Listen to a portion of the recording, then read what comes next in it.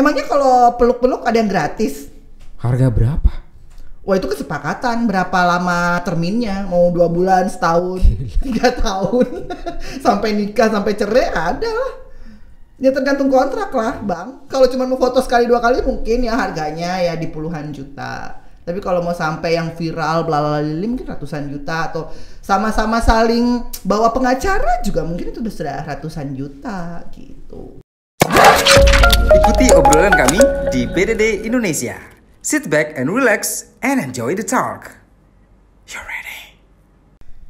Anugrah Sartika Dewi. Lengkap banget. Hai. Panggilannya Kak Uga lebih akrab ya? Yes, lebih enjoy. @uga21. Itu nama Instagram. Dimension. Kok pakai 21 sih? Karena umur 21? Enggak, berasa berhenti usianya di 21. Jadi standarnya wajahnya gitu aja. Iya, umur pokoknya 21. patternnya 21 aja pokoknya. Iya. Ini pasti di rumah pada bertanya nih. Ini siapa kok so akrab banget tiba-tiba datang di podcast? Iya, ya. Gitu kan? Oh, dia adalah calon manajer saya. Amin. Tolong didoakan ya. Iya. Dia Kak Uga ini adalah seorang yang sangat bisa dikatakan sebagai panutan di entertainment Makassar. Karena dia termasuk Kak Uga ini masuk dalam salah satu member di Ikatan Manajer Artis Indonesia. Iya, alhamdulillah. 12 tahun belakangan ini. Boleh disebutkan artisnya siapa? Aduh, banyak banget. Tapi mereka ini adalah artis-artis yang tidak bukan skuter ya, bukan selebritis kurang terkenal ya. Betul. Saya sih mengupayakan selama ini pekerjaan yang saya dalami itu gimana caranya mereka bisa ada di permukaan. Ya kalau orang bilang sih hits atau terkenal, tapi memang tidak mudah sih sebenarnya untuk memblow up satu talent, akhirnya bisa diminati dan akhirnya bisa dicintai ya oleh masyarakat. Dicintai dan dibenci. Kalau benci secara ya bersamaan. masing-masing lah. Langsung gitu. Ya tapi karena ini artis-artis yang di handle ini kan selama ini tidak ada yang mereka memang nama-nama yang besar, yang gede gitu kan? Iya, lumayan gede di Indonesia. Iya. Jadi pengen, ini lidah saya gatal pengen sebutin sebenarnya nama-namanya. Gak boleh kan, dari awal udah sepakat gak boleh. Komitmen kita nggak boleh sebutin artis siapa yang dimanajerin gitu kan? Ya. Karena kalau memang orang manajer artis itu kan biasa di belakang layar aja. Banget, kan? belakang layar banget. Suksesnya seorang artis itu karena ada manajer yang ya ada manajer dan tim yang sangat bekerja keras seperti di belakang si artis itu. Betul. Susah nggak sih handle artis? Kalau posisinya baik-baik saja secara public figure aman-aman aja sih sebenarnya, ya tantangannya biasa-biasa aja. Tapi kalau artisnya kontroversial, banyak hatersnya, kasusnya di mana-mana, itu ya pasti agak ngos-ngosan. Ribet gitu ya, repot banget ya. Repot banget, ribet banget. Nah, gitu. Mungkin di rumah tuh banyak yang penasaran job desk-nya artis, manajer artis tuh apa aja sebenarnya? Kalau job desk-nya itu adalah sebenarnya memanage ya. Memanager itu artinya memanage semua sebenarnya. Tapi masing-masing kontrak manajer artis ke artis itu ada beda-bedanya. Nah, kalau saya pribadi mungkin kalau dari segi pekerjaan oke, tapi kalau personal life enggak. Enggak ke personal life. Saya nggak ngurusin. Mau pacaran sama siapa, mau ngelakorin siapa. Ya mungkin nggak bisa juga. Terus mungkin mau kontraknya sama siapa di luar pekerjaan kami yang biasa rules kami kerjakan juga dia jambangin juga boleh-boleh aja. Tapi secara as a profesional kerja saya oke, tapi di luar dari itu saya nggak ngurusin. Kalau saya pribadi sebagai manajer artis. Nggak tahu teman-teman yang lain ya. Karena ada yang saya tahu ya, saya sebutkan talent dari luar negeri lah ya. Nggak enak sebutin dari dalam negeri gitu kan.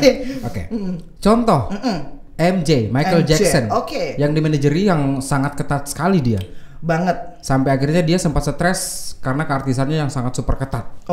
Dan saya beranggapan bahwa mungkin ada beberapa manajer artis yang memang memperketat peraturan ke artisnya sendiri gitu kan. Dalam hal lu harus bergaul dengan siapa, lu harus jalan dengan siapa, jangan jalan sama ini, jangan jalan sama itu. Iya. Pamor lu bisa turun segala macam. Iya. Itu kadang diatur seperti itu. Sebenarnya itu melihat dari segi demand dari artis itu, kenapa sebenarnya ada kontrak yang sangat ketat sebenarnya. Oh gitu. Iya, jadi kalau misalnya artis itu sudah istilahnya kita tahu sebagai manajer bahwa sadar artis kita ini hatersnya lebih banyak mungkin, karirnya lagi bagus mungkin, artinya memang harus bener-bener dikekep nih artisnya supaya tidak ada intervensi ataupun apa ya, mungkin mendapat kasus-kasus negatif dari karir yang sudah cemerlang ini. Jadi wajar aja kalau di luar negeri melihat demand artisnya besar dan manajernya akhirnya membuat banyak peraturan, wajar aja. Hanya balik lagi ke artisnya sebenarnya, bersedia atau enggak. Karena bisa diobrolin sebenarnya. Sekelas Michael Jackson tadi ya King of Pop gitu kan. Iya, dia ya karena manajernya gimana nggak mau gila ngurusin dia King of Pop, mungkin juga dia udah kalau keluar dari apartemennya dia udah nggak bisa sendiri mungkin karena udah banyak yang nungguin depan apartemen, dia ke mall nggak bisa jalan-jalan sendiri mungkin karena udah banyak yang nungguin. Jadi memang very apa ya, sangat ketat gitu. Sangat ketat banget kalau di permanajeran untuk ke kelas MG.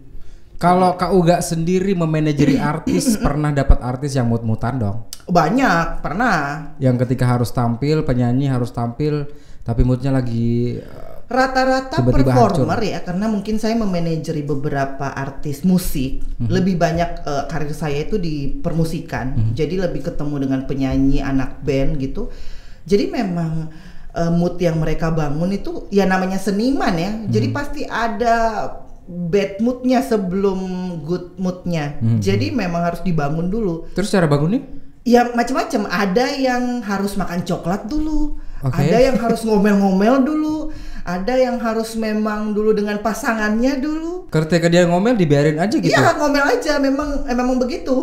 Untuk bangun moodnya gitu ya, kan? Ada juga yang minta macam-macam, cemilan lah, makan dulu, atau ada yang gonta-ganti baju nggak pede, macam-macam gitu. Jadi kita sebagai orang yang ada di dekatnya membiarkan itu terjadi selama itu tidak membahayakan ya. Untuk membangun moodnya dia. Iya, seperti After itu. event terserah lah ya.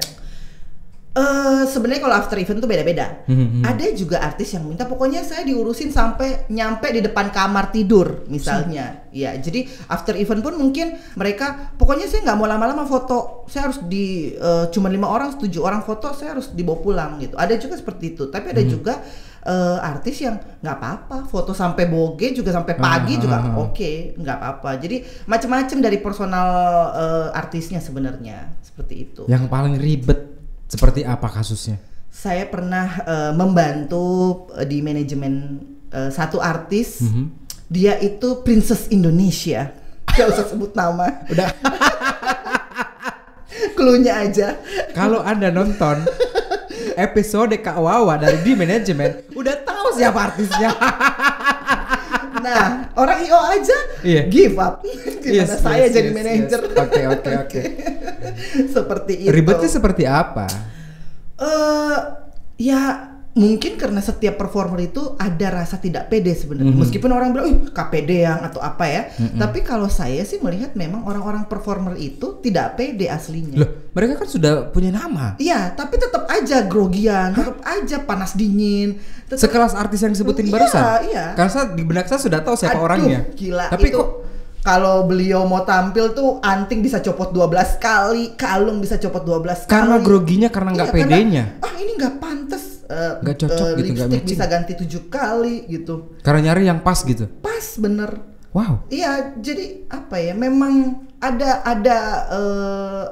mungkin psikologi yang terjadi. Nyari moodnya pas gitu kan? Iya bener. Jadi memang kita bahkan juga kalau misalnya mau manggung nih, itu pun udah di samping bibir stage itu mau naik ke panggung itu masih tarik ulur juga, mau minum lah, mau pipis lah, mau ini lah. Karena groginya. Groginya banget. Gila, sekelas mereka masih grogi ya? Ya mau sekelas bule juga saya pernah melihat Ariana Grande juga di Jakarta Show juga begitu juga di belakang panggung ternyata. Ya masih labil Ariana Grande. Ya kan umur segitu ya Tapi kan? kan kelasnya udah internasional kan. Iya sih, tapi kalau dari usia kan masih muda seperti itu. Sebenarnya usia kalau kegrogian dan usia tuh nggak nyambung sebenarnya. Mau orang tua juga sekelas dulu Om Bu Tutu Poli juga setiap mau membuka acara di Indosiar dulunya juga cerita teman-teman tuh grogian juga orangnya. Oke, let's not talk about that. Karena kalau Yes. kita membahas itu, ini jatuh-jatuhnya ke public speaking nanti. Iya, baik. Saya dengar-dengar bahwa Kak Uga ini adalah salah satu bagian dari Lambetura. Tahu. Siap-siap Tapi punya teman ya, punya teman di sana dong. Ya, punya teman. Ya, ini bergaul di sana juga. Bergaul dengan teman-teman yang memang bagian dari Lambetura itu. Iya. Sensasinya berarti ada bermacam-macam ya. Iya. Kalau saya pikirin sensasi cuma sensasi doang gitu kan. Ada gimmick dan ada Yang memang natural aja. oke. Iya, jadi sebenarnya sangat berterima kasih dengan kondisi saat ini bahwa kita lahir dan mungkin berkarya di kondisi yang memang sangat canggih sekarang di zaman digital ya. Jadi memang kalau yang namanya sensasi itu kelihatan sih kalau dibikin di setting, tapi yang natural itu lebih natural dan gimmicknya juga pasti lebih nggak kelihatan karena kalau yang natural itu taruhlah kita pilah nih ya yang gimmick sama yang natural, kita bahas yang natural dulu nih. Kalau yang natural itu kan pasti berdasarkan dengan followers, terus dengan akhirnya netizen, bantuan netizen, terus bantuan mungkin akun-akun Lambetura, Lambe Nyinyir dan segala macam itu akhirnya naik ke permukaan dan akhirnya bisalah gimmicknya sedikit demi sedikit ditambah warnanya. Itu secara natural. Tapi kalau misalnya gimmick Pure banget, gimmick gitu gimmick kan? itu bener-bener dipikirin dari A sampai Z. Berarti gitu. dikonsepin dong berarti. Iya, seperti bikin sinetron. Scripted berarti. Ada skripnya, ada alurnya bahkan. Oh ya? Iya. Pakai skrip juga segala macam. Iya, jadi maksudnya ya kan pasti akan kalau misalnya gini nih, taruhlah contoh kasus akan berhadapan dengan preskon misalnya untuk mengklarifikasi masalah itu ya pasti kan harus diajarin ngomong apa. Oke. Dia harus menjawab apa dari wartawan. Bahkan juga wartawannya juga disetting juga mungkin untuk membuat memanaskan masalah Suasana itu, gitu kan. iya. Kalau pernikahan di kalangan selebritis, Ya. berarti ada yang gimmick juga. Ada dari pacaran, kenalan, menikah sampai cerai ada juga. Sampai cerai pun gimmick. Ya, ya bisa dibilang sekarang zamannya zaman konten kan, apa aja jadi konten. Iya sih. Apapun Seperti bisa itu. dihalalkan gitu kan Iya. untuk bisa naik lagi, tenar lagi. Iya. Ada juga ada juga hubungan yang memang naturally suka sama suka misalnya, tapi akhirnya dengan alur suka sama suka itu digimikin lagi jadi lebih heboh lagi. Lebih heboh lagi. Ya. Jadi memang semua kalau bisa dibilang apapun yang bisa akhirnya jadi sensasi ya dibuat seperti itu. Oke. Saya akan bacakan beberapa kasus Oke. tanpa menyebutkan nama sekali lagi. Oke. Dan Anda cuma langsung menyebutkan apakah ini gimmick, pure gimmick ataukah natural. Ya. Oke. Yang pertama kasus di mana seorang ini jadi si artis A dengan si artis B, Oke. cowok cewek Oke. nikah Oke. gitu kan. Yang kemudian kasusnya ketika si sang suami ini memergoki sang istrinya lagi bercumbu dengan cowok laki lain di rumah. Di apa namanya? Busted gitu kan, datang Iya, ke rumah iya. dan ketahuan ketangkep. Ya. Akhirnya mengamuk-ngamuk sang suaminya. Ya. Tahu kasus itu ya udah Tahu. ya. Tahu Itu banget. gimmick atau natural? Itu natural ditambah gimmick.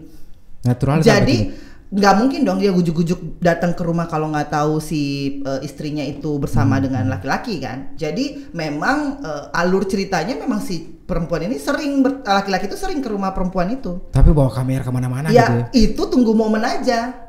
Karena sering akhirnya si laki-laki itu mendesain lah gimmick itu. Oke. Iya, tapi tidak menguntungkan kedua belah pihak sebenarnya sih. Lucu-lucuan sih iya. Yang berikutnya, Mm-mm. dua selebritis yang sangat besar namanya Iya. dulu, ya kan? Yang waktu itu sempat beradegan film berantem Iya. dengan menggunakan pakaian tradisional. Iya. Tahu dong. Dan tiba-tiba akhirnya berantem beneran itu. Iya. Sang produser pun ikut pusing pada saat itu Pusing. karena masuk ke jalur hukum pada saat Betul. itu. Itu natural atau gimmick belaka? Sebenarnya itu juga masalah intern yang akhirnya jadi gimmick. Akhirnya jadi gimmick. Iya. Karena ujung-ujungnya Akhirnya gitu kan. sama-sama melaporkan kan. Yes, Betul. ada adegan cakar-cakaran. Wih, luar biasa. Jadi sebenarnya gini loh. Kalau saya lihatnya kondisi itu adalah semua tuh dari awalnya tuh natural dulu.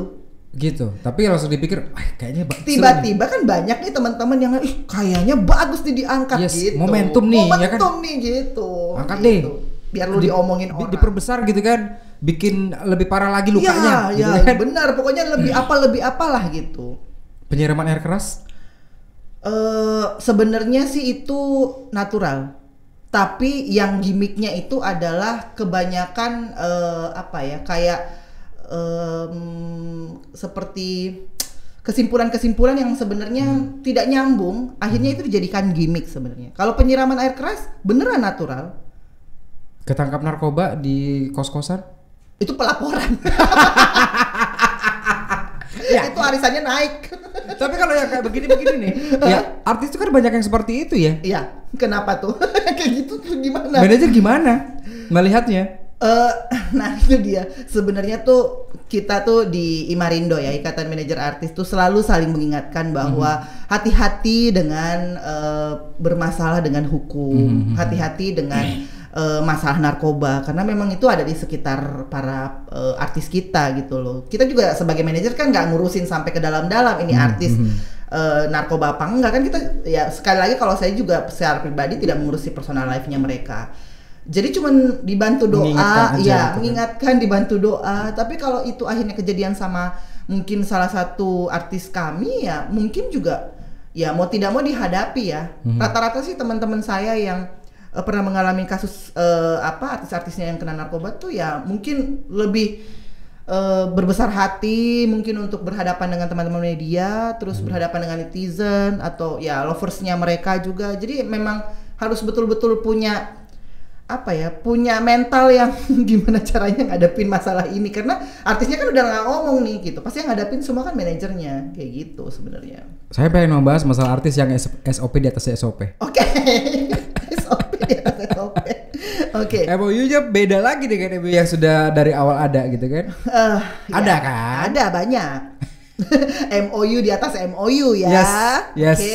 Oke. Itu what happened? Seperti apa kasus itu? Ya sebenarnya kalau ini kan terjadi biasanya tidak di kota besar sebenarnya. Ini kebanyakan di luar kota besar. Yes. Biasanya artisnya roadshow ke daerah misalnya. Terus ada beberapa bapak-bapak besar yang punya ajudan yang memang gemes atau ngefans yang mau secara private ketemu. Ya bisalah setelah kami menerima MOU untuk perform di satu kafe atau di satu bar, let's say konser ya, gitu let's say kan, konser misalnya. Nah terus mungkin dari segi bapak-bapak pejabat yang ada di daerah itu pengen ketemu langsung, ya mungkin ajudannya lah disuruh untuk bikin MOU baru mendadak di daerah itu untuk minimal sebelum manggung makan dulu lah bareng gitu. Tapi ada seperti itu? Banyak. Iya. Gak usah sebutin nama pejabatnya ya. Nama daerahnya saja. Aduh gila. Gak usah. Gila. Yang dituntut bukan Kak Uga saja, saya juga mati nanti dituntut nih. Ya kan? Iya, baik. Okay. Itu tapi ada kejadian seperti itu ya. Banyak. Artis datang bukan sekedar menghibur di atas panggung saja, tapi untuk urusan pribadi ketemu karena si pejabatnya fans, menurut saya wajar-wajar saja. Ya bukan hanya pejabat, mungkin juga owner-owner yang di sana, yang pengusaha-pengusaha yang berduit lebih gitu kan. Betul. Menurut saya pribadi sih wajar-wajar saja. Sah-sah aja bener. Ya kan? Selama urusannya duit, deal ya. Nah, itu dia. Tapi kalau mengajak si artisnya makan malam, mana mungkin artisnya mau aja begitu saja makan malam tapi tanpa dibayar. Bener lah. Ada deal-dealannya juga. Wow, untuk makan malam saja? Iya. Dulu ya, jadi ada satu, nih pasti pada tahu nih orang-orang yang nonton nih. Jadi ada satu rentetan anak muda yang bikin grup nyanyi. Itu dulu denger ya, langsung julid. Kalau mau foto aja bayar. Bentar dulu. Ini artis penyanyi. Iya, grup nyanyi. Oke. Jadi ketika fansnya pengen minta foto, bayar. Fansnya bayar dulu. Ini bukan artis TikTok itu kan? Enggak. Ini artis fenomenal. Oh iya. Sampai sekarang masih ada grup nyanyi itu. Tapi udah nggak sefenomenal dulu. Berarti kalau misalnya orang anggap si artis TikTok tadi ini berlebihan minta bayaran gimana band ini ya? Iya, kalau band ini bukan band ya, ini tuh grup vokal. Oh, grup vokal. Grup vokal tapi minta bayaran. Cowok-cowok, iya. Gitu. Oke, artis tadi saya tertarik dengan yang makan malam. Ya. Artis yang diajak makan malam minta duit. Iya. Harus deal dulu. Nah, iya kan harus dandan dulu, pakai baju juga kan, itu semua effort kan. Jadi kan harus kita ngeluarin ongkos produksi ya, harus ada duit masuk dong. Berapa? Minimal 15 juta.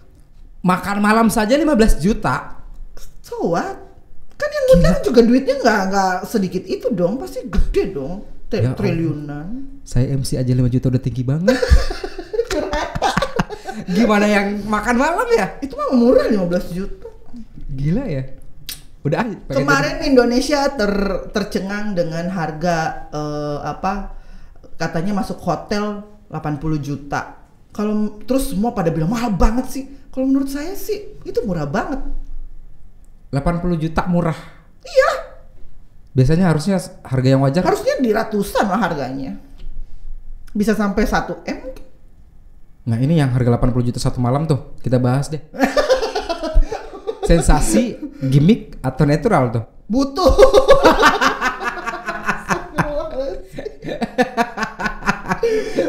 Itu tidak menyebutkan nama artisnya lagi ya. Bahwa sebenarnya ini yang harus kita tunjukkan ke masyarakat gitu kan, betul. Bahwa sebenarnya apa yang Anda lihat keartisan itu seperti ini. Gitu kan, karena memang simpang siur mungkin.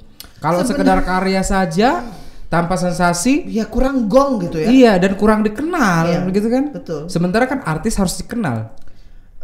Sebenarnya kalau dikenal bisa banyak cara yang fair-fairan aja bisa. Mungkin melalui promosi, mungkin melalui karya yang bagus, oke. Tapi kalau mau lebih, ya intinya sih mau dapat duit lebih juga, ya harusnya lebih sih usahanya, lebih dari terkenal. Pasti banyak dong artis-artis yang kurang terkenal nebeng di nama artis yang sudah sangat dikenal sekali. Yang saat sekarang dibilangnya pansos. Oke. Ada yang bayar-bayaran nggak tuh kayak begitu? Ada lah. Hah? Iya. Misalnya ada kolaborasi kan. Iya, misalnya si artis A yang sudah sangat terkenal gitu kan, punya nama besar di Indonesia. Terus si artis B itu baru naik daun. Iya. Tiba-tiba si artis B ini pengen nebeng di nama si artis A. Nebeng kan kalau nggak ada gimmicknya nggak seru. Kalau misalnya si artis besar itu punya nama besar, terus si artis baru ini punya nama yang baru-baru aja, mungkin yang nama besar ini cowok, yang baru mau nebeng ini cewek, ya bisa aja digimikin pacaran. Dibayar? Bayar lah. Emangnya kalau peluk-peluk ada yang gratis? Harga berapa? Wah, itu kesepakatan berapa lama terminnya, mau 2 bulan, setahun, 3 tahun, sampai nikah, sampai cerai ada lah. Ya tergantung kontrak lah bang. Kalau cuma mau foto sekali 2 kali mungkin ya harganya ya di puluhan juta. Tapi kalau mau sampai yang viral blalalili mungkin ratusan juta, atau sama-sama saling bawa pengacara juga mungkin itu sudah ratusan juta gitu. Poinnya hari ini adalah kalau Anda nonton episode ini Anda akhirnya tahu kenapa artis-artis itu kaya-kaya ya. Karena kan banyak yang nanya, masyarakat umum itu banyak yang nanya, terutama yang orang-orang awam seperti saya mungkin yang bertanya kok bisa artis seperti mereka semahal itu dan bisa sebanyak itu duitnya. Iya, bisa semahal itu barang-barangnya ya. Barang-barangnya branded punya gitu kan. Hermes. Yes, yang tas yang ada 200 juta tapi sekali manggung cuma 80 juta. Betul. Ada seperti itu. Wow. Karena sebenarnya kesuksesan nama besar di balik artis itu juga kerja kerasnya kan besar juga dong. Ya mungkin dia punya nama besar kalau nggak cantik, nggak mulus, nggak seksi, cowok juga seperti itu. Jadi memang butuh biaya yang besar. Nah dari mana ya? Harusnya punya banyak program kalau di acara ya, harus punya banyak program yang kita buat. Selain mungkin dia posisinya penyanyi mungkin, atau dia model mungkin harus ada kerjaan tambahan di luar itu, seperti itu. Kak Uga kalau jadi manajer Sigal nih, oke. Terus Sigal minta disensasikan ataupun di blow up. Sampai Sulawesi Selatan mengenal. Bisa Indonesia lah, jangan Sulawesi Selatan. Kita bagian sempitnya dulu nih. Bisa gak? Kita bagian sempitnya dulu, belum bagian luasnya dulu. Kalau seorang Sigal, saya akan manajerin terus mintanya diviralin di Sulawesi Selatan, gampang aja. Diapain? Ya pukul Pak Gubernurnya lah. Langsung viral. Janganlah. Dia omongin masuk Makassar Info, ya kan. Supir PT banyak itu. Dia omongin, Bu, karir saya tamat setelahnya itu. Ya? Tapi kan jatuhnya viral sih. Pindah dong kotanya ke Jakarta. Nanti di Jakarta kita omongin ini loh anak yang mukul mukanya- gubernur iya, kemana mungkin, nggak gubernur mungkin. Sulawesi gitu kan. Ini cuman gimmick ya Pak ya. Tolong jangan di apa namanya dipikirkan macam-macam. Enggak dari tidak ke sana.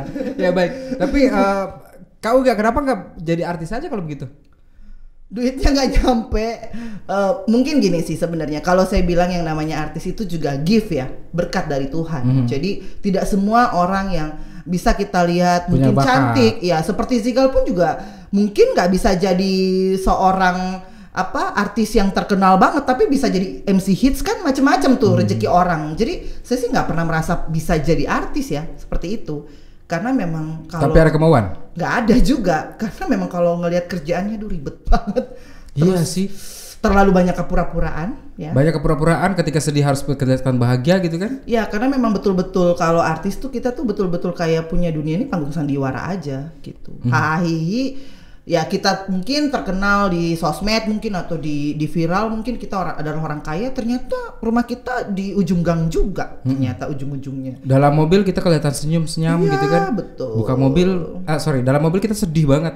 Buka mobil harus langsung, kelihatan. betul. Hai, glamor. Karena ada gitu kan? juga kan sensasi artis yang ngaku-ngaku punya berlian besar, ya kan, Punya mobil mewah gitu kan, rumahnya gede, rumah gedongan. ternyata begitu ketahuan rumah mamanya aja kecil di pinggir gang, ternyata emasnya belum tentu emas juga. Kayaknya saya tahu siapa artis yang dimaksud ya. Jadi memang hati-hati, gimmick jangan sampai bocor pemirsa. Iya, itu lebih ke situ ya. Ya. Dalam artian gimmick itu sebenarnya sebagai bumbu penyedap Bumbu penyedap. seorang artis itu Betul. supaya bisa tetap eksis Ya. dan juga karyanya bisa dilirik sama orang. Betul, dan sebenarnya juga sesuatu momen yang apapun itu, gimmick ataupun natural secara sensasi, itu kalau dia sukses sebenarnya isinya itu timnya solid banget pastinya. Karena itu nggak akan bocor kemana-mana kan. Itu membutuhkan tim yang sangat solid, membutuhkan manajer yang sangat berhati besar untuk membackup si artis ini. Berarti ada artis yang lempar berita ke Lambe Tura? Banyak. Bayar? Ada yang bayar, ada yang enggak. Lambe Tura kok mau nggak dibayar? Kalau posisinya gini, kalau memang itu fenomenal dan akhirnya mendatangkan cuan dari iklan, why not? Berarti lebih ke itu ya, bukan sekadar materinya saja yang dilihat, tapi Oh iya, chance-nya di ada. situ gitu. Jadi di Lambe Tura juga ada kuratornya lah, ada editornya yang Oke. menyeleksi ini beneran nggak sih? Karena memang berita kan ada juga yang dibikin secara hoax kan, ada juga mungkin foto yang diedit doang. Kalau dari luar negeri saya mengingat sebuah media namanya TMZ. Yes, betul. Seperti itu juga itu. saduran dari Lambe Tura itu. Oh gitu. Itu hanya kita lebih recehnya kan mereka tuh kan. Kalau yang di bule kan memang beneran Paparazzi. yes, Jalan kemana-mana cari betul. berita. Kalau ini memang lebih settingan, lebih dilihat dari settingannya seperti apa, seperti itu sih. Kalau Lambe Tura karena jatuhnya adalah niat baiknya sebenarnya mengangkat sensasi teman-teman artis, tapi kadang-kadang juga untuk netizen juga disalahgunakan mungkin. Seperti? Ya mungkin banyak pembulian, mungkin banyak juga kasus akhirnya saling tuduh menuduh, asumsi-asumsi negatif seperti itu sebenarnya yang terjadi saat ini kan. Oke. Dan banyak juga akhirnya para teman-teman artis yang mengkasuskan teman-teman netizen yang berkomen di Lambe Tura itu. Oke. Gitu. Saya pengen ngajak main game dulu deh kalau begitu. Ini kayaknya pembahasan tegang mulu dari Tegang tadi banget, gitu kan. panas. Ya kan? Di rumah. Ini kita sudah pasang 4 AC tapi masih tetap aja panas. Baik, ini kita bermain games yaitu game pilih cepat. Boleh? Ya, Anda tinggal langsung menjawab saja jawaban atau pertanyaan saya berikan. Oke. Ada 2 pilihan, tinggal dipilih salah satunya yang menurut Kak Uga lebih ke Kak Uga. Oke. Oke, yang pertama adalah pilih ke pantai atau ke gunung. Ke pantai. Gak suka mendaki gunung ya? Lu nggak usah panas. Di pantai kan juga panas. Kan sore-sore bisa. Ya, naki gunungnya sore-sore bisa. Aduh, kotor. Mana lagi effort? Kalau pantai kan tinggal main air udah kelar Lebih ke effort sore-sore. ya. Iya sih. Oke, berikutnya adalah dunia artis atau dunia politik. Saya lebih suka dunia artis. Gak pernah kepikiran untuk ke dunia politik. Karena di artis itu juga politiknya kenceng juga. Iya sih. Betul. Iya, sensasi politik. Iya. Kau kan lebih paham lah, hatam lah kalau itu ya. Berikutnya adalah Jakarta atau Makassar. Makassar. Udah nggak mau pengen ke Jakarta lagi? Balik sih, tapi kalau untuk tinggal, berteman, nongkrong, makan itu Makassar the best. Oh ya? The best. Apa karena kangen aja sama Makassar? Dia ngomong seperti itu. Memang selalu di hati Makassar itu ya, kota kelahiran. Walaupun sudah puluhan tahun di Jakarta gitu ya. Iya, tetap harus balik ke sini sih, karena di sini tuh luar biasa, teman-temannya humble, makanannya enak. Kota kelahiran kan sih. Makassar dong, saya cuman kampungnya di Sidra, pemirsa. Nah ini nih, ya kota beras. Oke. Ya pernah bermimpi jadi artis gak sih waktu pas di Sidrap dulu? Enggak sih, jadi saya tuh sebenarnya seneng yang namanya gimmick, bikin saya tuh seneng aja bikin menyatukan hal-hal, merangkai suatu alur, seneng banget. Jadi sebenarnya kayaknya memang cocok aja hidupnya sekarang jadi di permanajeran artisan ini. Suka bikin sensasi. Yes. Lu bikin ini. Iya, benar. Biar nanti dilirik sama orang gitu kan. Iya, betul. Oke. Baik, ada yang pengen saya bongkar sebentar ya. Ya, berikutnya adalah Nikita Mirzani atau Dewi Persik. Nikita Mirzani. Kenapa? Sensasinya lebih besar? Perjuangannya lebih hebat. Perjuangannya lebih hebat. Iya, perjuangannya lebih hebat. Kalau kita lihat secara eksistensi kan lebih lama Dewi Persik. Iya, tapi saya lebih memilih Nikita Mirzani karena tahu betul karirnya yang sangat diawali dengan kerja keras, yang sangat kerja keras, dan diawali dengan bukan sensasi. Oh iya? Iya. Persik naiknya kan dari sensasi, menikah dengan Saiful Jamil. Yes. Pada saat itu. Iya. Jadi dia beruntung. Kalau Nikita tuh memang dari dirinya sendiri. Oke. Gitu. Berikutnya adalah terkenal tapi tidak punya banyak duit ataupun skuter tapi punya banyak duit. Skuter tapi punya banyak duit. Mementingkan duit ya? Karena memang sesuatu hal yang akan terjadi pasti pakai duit. Duit itu ya segalanya lah. Oke, pertanyaan sudah habis. Saya masih penasaran dengan keartisan yang tadi lagi deh. Oke. Ya, artis di tengah pandemi seperti apa sekarang? Banyak kontroversinya ya kalau artis di tengah pandemi ini. Ada yang akhirnya jadi merintis karir di luar dari keartisannya, mungkin jadi pebisnis. Ada juga yang tiba-tiba jadi influencer. Ada juga yang tiba-tiba jadi YouTubers. Ada yang tiba-tiba juga akhirnya ke sensasional. Akhirnya ke yang namanya kontaminasi keartisan yang ya mungkin untuk jalur cepatnya ya jual diri. Ada juga seperti itu. Di tengah pandemi. Iya. Ada juga yang stres mungkin dengan akhirnya lari ke narkoba mungkin. Wow. Jadi macam-macam. Jadi memang pandemi ini tuh kayak merubah, ya bukan cuma artis ya, kita juga dirubah untuk pola pikir. Harus lebih kreatif. Iya, terus dari mungkin juga demand-nya, hobinya kita, passion-nya kita yang tiba-tiba dulu pada senang nge-gym, tiba-tiba nggak boleh nge-gym, akhirnya olahraga sepeda gitu-gitu kan. Jadi artis pun juga berafiliasi dengan kondisi seperti itu sebenarnya. Kalau melihat orang-orang yang ada di sekitar Kak Uga sekarang ini, maksudnya talent-talent Makassar kan tidak bisa dipandang sebelah mata sebenarnya. Sangat luar biasa talent Makassar. Yes, luar biasa dari segi penyanyi, kemudian presenter, MC dan segala macam. Yeah. Mereka juga punya bakat yang luar biasa, gitu kan? Banget. Susah nggak untuk mengangkat mereka? Sebenarnya kalau saya sih sangat memimpikan berkolaborasi dengan teman-teman talent yang ada di Makassar ya. Makanya kenapa saya membetahkan diri ada di Makassar. Sangat sering sekali akhir-akhir ini saya berjumpa dengan beberapa talent-talent Makassar yang keren-keren, termasuk Sigal ini ya. Aduh. Kayaknya potensi mereka besar, hanya mungkin kendalanya adalah belum ketemu aja linknya untuk ke Jakarta, mungkin untuk lebih melebarkan sayap ke nasional. Atau mungkin karena mereka sudah merasa nyaman di sini. Itu sih bentuk pola pikir masing-masing orang ya. Tapi ada juga beberapa teman-teman yang saya ketemu juga pengen juga hijrah ke Jakarta, tapi mungkin dengan alasan saya nggak tahu Mbak, atau saya nggak berani untuk bawa diri saya langsung ke Jakarta tanpa ada link. Ada juga, tapi ada juga yang merasa bahwa saya segini-gini aja kayaknya deh gitu. Di Makassar aja sudah cukup lah ya. Cukup. Yang penting bisa hidup Iya. Berkecukupan. Bener. Tapi kalau yang di depan saya gimana ya? Langsung gitu. Halo, siapa yang undang Kak Uga nih?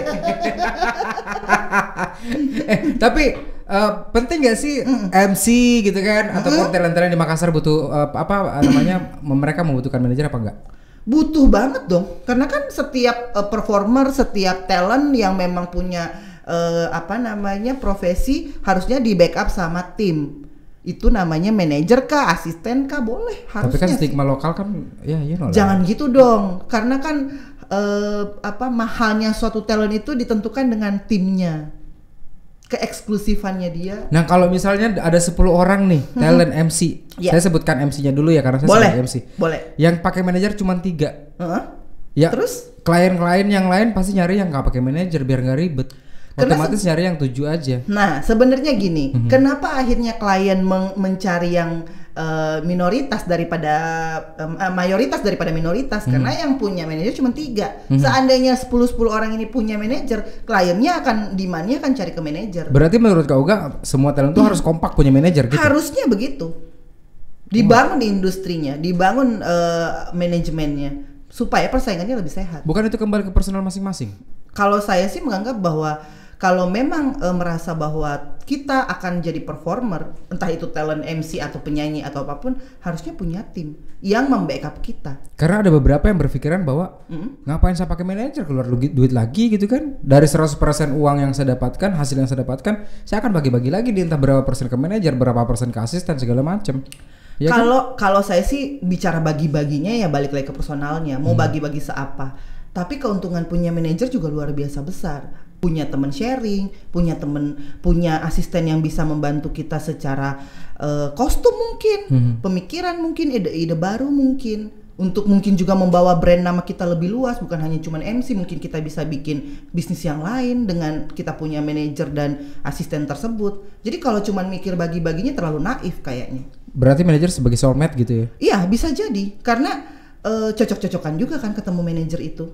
Ya itu kan buat ngurusin kita, personal life kita, personal branding kita, image branding kita ke klien gitu. Jadi memang harus dapat yang tepat sih. Gak apa-apa seleksi alam kan, boleh berganti-ganti. Yang jelas kita juga sebagai mungkin kayak Zigal, mungkin MC yang berpikir bahwa emang harus butuh sih sebenarnya, karena tidak semua perkara yang di pekerjaan saya itu bisa saya pikirin sendiri. Pasti butuh asisten ataupun manajer. Betul, seperti itu. Karena memang kalau di Jakarta, di luar sana, di Jawa pun sudah seperti itu sistemnya. Jadi walaupun MC yang bukan artis, yang bukan kalangan selebritis. Minimal gini, MC yang nawarin job, MC juga yang minta voice transferan, invoice MC lagi, gitu kan. Harus ada orang lain dong, CP-nya yang bener-bener lebih judes mungkin, lebih tegas mungkin untuk ini gimana nih MOU-nya. Itu bukan bikin klien kapok tuh kalau kayak begitu? Ya kan kita bisa membahasakan lebih halus, jangan sampai kapok lah kliennya. Jadi kan ada komunikasi antara manajer dan sang talentnya untuk gimana nih kita punya ramuan untuk mendatangkan kerjaan gitu. Karena sebenarnya mungkin ya yang saya lihat sendiri pribadi. Dilematiknya di sini adalah karena kadang kita sebagai talent gitu kan berpikir bahwa takutnya klien jadi ada border, ada batasan. Karena itu tadi, karena aduh kenapa lewat manajer lagi sih, kenapa nggak ke lu aja langsung gitu kan? Ya akhirnya ya udah bisa deal di talent tapi harus lewat manajer lagi. Itu jadinya ribet. Sistemnya dirubah aja, nggak apa-apa. Jadi dealnya sama, kalau memang kliennya pengen ngobrol sama talentnya langsung nggak apa-apa, dealnya sama talentnya, tapi urusan MOU, urusan transferan itu diserahkan ke manajernya, boleh aja. Itu kan sistem aja tuh, teknis di lapangan aja. Iya sih, kadang saya pribadi pun sering merasakan itu sih setelah after event gitu kan, kita kadang di DP di awal, setelah event untuk finishingnya untuk yang sisanya itu kita harus kejar-kejaran lagi misalnya. Dan sebenarnya kenapa nggak ditransfer sudah 2 minggu nih? Bener, dan itu nggak enak sebenarnya ke klien gitu kan. Betul. Pengen nanya nggak enak gitu kan, nggak nanya juga gimana ya. Jadi serba salah gitu kan. Jadi bener sih, memang butuh manajer, tapi mungkin harus Sistemnya. harus jelas job desk-nya. Yes. Si manajer itu apa? Ya, jadi memang dijawab pun seperti itu. Bahkan sebuah kepuasan klien itu apabila sudah berbicara dengan orang yang dituju misalnya, ya si MC-nya kah atau talent penyanyinya kah, dia memang ada kepuasan tersendiri. Tapi kalau untuk urusan tenggang waktu, jadwal, terus urusan meeting point dan segala macam itu diserahkan ke asisten atau manajernya. Seperti itu. Jadi jangan pernah takut punya manajer atau jangan pernah takut punya asisten, karena sebenarnya itulah orang-orang yang membantu kita untuk lebih eksklusif lagi. Kalau saya sih sarannya seperti itu. Kak Uga sebagai manajer artis selama pandemi ngapain aja? Saya akhirnya di masa pandemi ini saya akhirnya membantu beberapa teman-teman untuk membuka pola pikir dan mungkin sistemnya mereka untuk lebih baik. Dan saya waktu pandemi ini kan banyakan di Makassar, jadi lebih banyak diskusi dengan teman-teman yang ada di Makassar untuk gimana meramu, gimana caranya punya asisten, gimana caranya membangkitkan lagi pola-pola pikir bahwa asisten itu bukan hanya asisten, tapi kita cari orang yang bisa kita ajak diskusi. Jadi saya banyak bantu teman-teman sih. Teman bertukar pikiran seperti itu ya? Iya, banget. Jadi berbagi ilmu kepada mereka-mereka yang memang mereka harus tahu. Ya, sebenarnya banyak teman-teman yang tidak banyak tahu ilmu-ilmu permanajeran sebenarnya. Akhirnya saya berapa bulan ini ya, 3 bulan belakangan inilah bikin sharing session di beberapa tempat untuk teman-teman yang banyak memerlukan ilmu itu sebenarnya. Oke. Sebelum kita closing, saya pengen sesuatu hal yang orang lain, teman-temannya Kak Uga sendiri pun belum tahu dari seorang Kak Uga itu apa. Waduh. Apa ya? Ada nggak kisah pahit ketika di Jakarta dulu sebelum jadi manajer artis? Kisah pahit di Jakarta nggak ada. Serius? Tapi masa lempeng-lempeng tapi aja enggak. sih? Tapi sebenarnya kontroversi saya ke Jakarta itu banyak bergulir di Makassar sebenarnya. Karena teman-teman di Makassar itu bertanya, kok Uga bisa ke Jakarta ya? Ngambil apa sih di Jakarta? Ngapain sih? Buang-buang waktu di Jakarta. Kalau hidup di Makassar kan tenang-tenang, gak usah kerja, bisa makan, bisa tidur. Seperti itu sebenarnya. Tapi akhirnya itu jadi cambukan buat saya bahwa saya someday saya akan membuktikan kepada teman-teman saya di Makassar, keluarga, orang-orang yang menjuliti saya pada saat itu bahwa ya saya akan membawakan pulang hasil. Yang mereka pikirkan itu salah. Salah. Oke. Tapi memang harus dibangun 12 tahun dulu ya. Gila, 12 tahun baru membuktikan seperti itu. Betul. Luar biasa ya. Mau tidak mau dibayar pakai itu dulu. Oke. Itu. Ya. Satu hal yang teman-temannya belum tahu dari Kak Uga. Teman-teman belum tahu dari saya apa ya? Semua pada tahu kali ya. Gak ada lagi tuh. Karena ember bocor. Bocor halus. Apa dong? Gak ada ya. Semua kita pengen kulik satu hal dari Kak Uga yang orang-orang ini belum tahu. Harus dibocorin sekarang juga nih. Apa ya? Orang-orang belum tahu. Oh, teman-teman saya di Makassar tidak tahu kalau saya itu sebenarnya S2. S2 jurusan Business apa? Management. Business Management. Ya. Kuliahnya di Binus Universitas. Wow. Itu tidak ada yang tahu. University of Binus. Yes. Gila, keren. Binus Anggrek. Mahal cu. Yang jelasnya sekolah. Ya, anak Binus ternyata ya. Yes. Baiklah, seorang Kak Uga yang kita lihat agak sedikit pecicilan dan nyentrik gitu kan. Ya kan? Suka ngobrol sana sini, berbagi ilmu kepada banyak orang, ternyata ijazahnya mahal. Ya, bayarannya harusnya bisa punya ilmu yang di-up lagi, harusnya seperti itu. Ada impian lagi kah untuk upgrade pendidikannya? Cukup sampai situ dulu ya. Pekerjaan Untuk lebih banyak sementara. menanti. Kali aja depan saya mau dimanajerin. Oh, yes. Ini tambah lagi kerjaannya. Oke, baik. Ya, doa dan harapannya ke depannya. Ada mimpi yang belum tercapai gak sih? Mimpi yang belum tercapai dengan teman-teman yang ada di Makassar untuk lebih menasional lagi. Itu mimpi saya dari awal. Pengen menasionalkan teman-teman membantu karir teman-teman yang mau bergabung di ibu kota Jakarta, yang mau membuka linknya. Saya sangat menunggu untuk bekerja sama. Seperti itu. Apapun itu ya, mau penyanyi, mau MC, mau talent, mau jadi model, insya Allah saya semaksimal mungkin bisa bantu. Apakah mereka butuh modal?